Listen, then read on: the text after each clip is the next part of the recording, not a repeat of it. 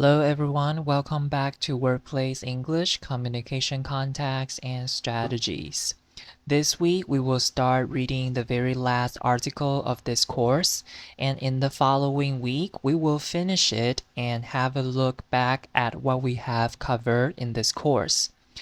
Okay, let's take a look at what I have in store for you today.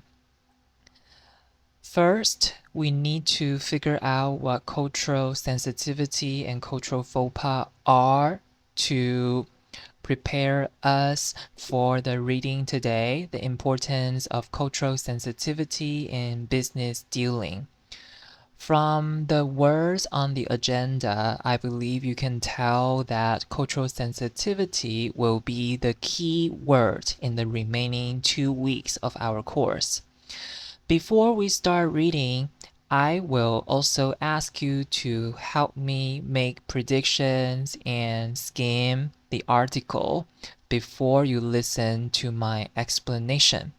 We have done these reading skills, or I should say, we have practiced these reading skills many times. I do hope you are now a bit more familiar with how to read more strategically.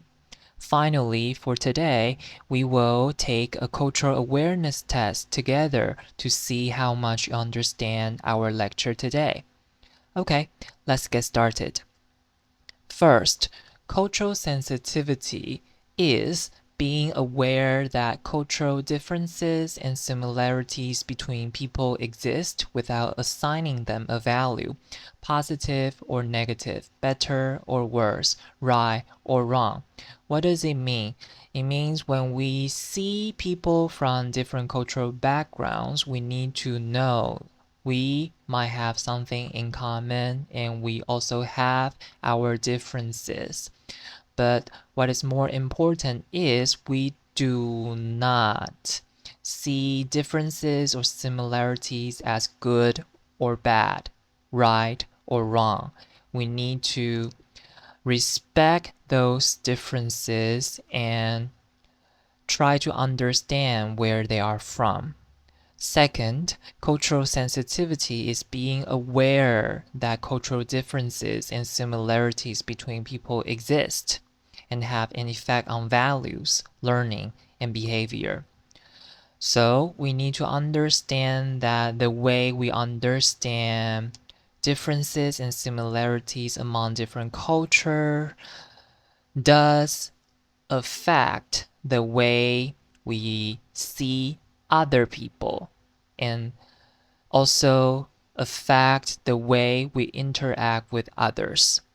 And more importantly, cultural sensitivity is a set of skills that allows us to understand and learn about people whose cultural background is not the same as your own. So cultural sensitivity is a skill that we all need to develop. Then how do we develop it? You need to be aware of the first 2 points on the slides here. You always need to remember there are going to be differences and similarities between people of different cultures. You need to figure out what those differences are from and do not see them as inferior or worse. You need to interact with them so that you can be more sensitive to the way they think, talk, or even behave. Okay? So I hope these 3 points here help you understand what cultural sensitivity is a bit better. Then here are 4 steps we can take to help us increase cultural sensitivity. The first one is valuing diversity. Before we value diversity, we need to know there are 2 major dimensions of diversity, which are primary dimensions, which refer to things we can't change, such as age, race, ethnicity, gender, physical quality, and sexual orientation. On the other hand, secondary dimensions refers to things that do change from person to person. That includes income, education, religious beliefs, military experience, geographic location, parental status, and marital status. Okay, so we need to first understand the two dimensions of diversity, primary dimensions and secondary dimensions. Then we also need to understand that a lot of countries are heterogeneous society.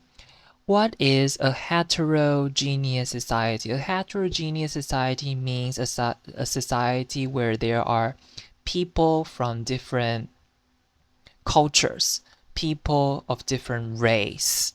Okay, so America would be one good example of a heterogeneous society. You do see people of different race in an American society.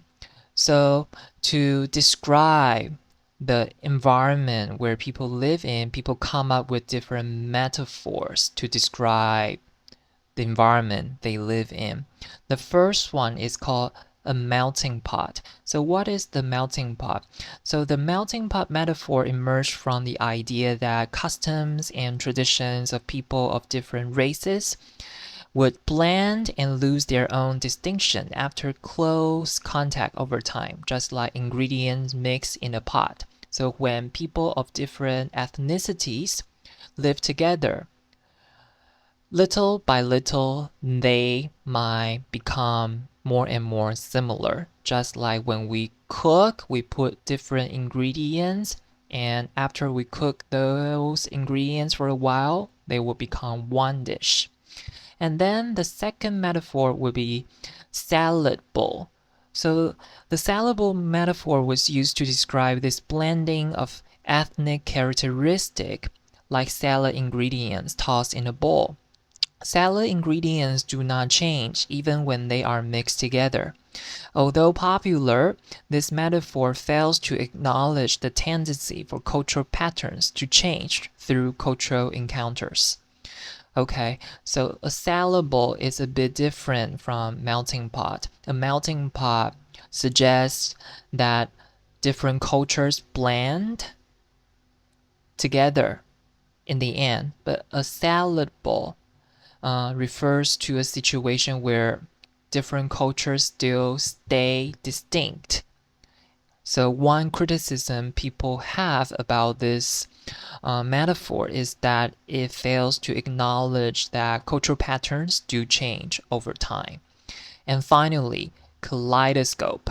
So this seems to be more accurate in terms of reflecting what is happening in a diverse society. So when a kaleidoscope is in motion, new possibilities emerge at every turn. Just like the interaction between cultural groups, this metaphor acknowledges that cultures keep changing through their interaction and yet maintain their basic characteristics. So the best metaphor here should be kaleidoscope because it does respect the distinctiveness of each culture, but at the same time, it also acknowledges the possibility of different cultures blending in together. Okay, so these are the three common metaphors people use to describe a heterogeneous society. The second step we can take to increase cultural sensitivity is being able of honest self-assessment. We need to evaluate the way we perceive people or cultures. Some questions we need to ask might include: recall a time when you made a cultural assumption of someone. For example, when you see an African American person, do you assume this person can do something because of the way they look? Okay, so what assumption was made and what effect did it have on the situation? And then the second one is about yourself. Recall a time when someone else made an assumption about you based on their perception of your culture. So we are Asian. when we go to other countries or when we study in other countries, do people from other countries assume we can do certain things? So think on these two questions. Third, being aware of the dynamics inherent when culture intersect. Intersect here means come together. So we need to understand that cultural commonality, meaning similarities between different cultures, do exist, but they are oversimplified for most of the time. And people often assume that, this should be something universal no matter which country we are from. Okay, if we have this kind of assumption, it might lead to serious consequences. So we do need to know for a fact that power and privilege can be present in these categories, such as race, gender, socioeconomic status, education, religion, and age. So if you are of a certain race, certain gender, certain socioeconomic status, education, or you believe in certain religion, or you are a person of a particular age, people might perceive you differently, okay, whether good or bad. So these are the dynamics we need to be more aware of. And finally, after you are able to value diversity, able to assess yourself honestly, and able to be aware of the dynamics among different cultures, then you can develop approaches adapted to diversities. So these approaches should be able to help you stay aware of assumptions and always push yourself to challenge your assumptions so that you can use the appropriate language to interact people from different cultures.